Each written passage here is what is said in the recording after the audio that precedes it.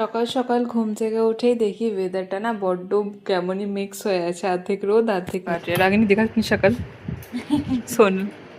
और हमें अभी इसको क्या बोलते हैं? पूलम। इट्स अ पहाड़ी फ्रूट। ये आमला मतलब आमला आमला जैसे टेस्ट कर रही है।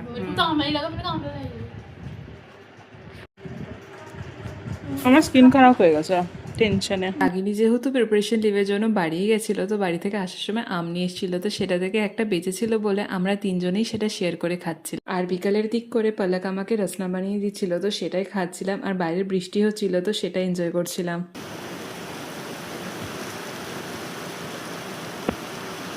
দেন একটু পড়াশোনা করার পর একটু রেস্ট নিয়েছিলাম।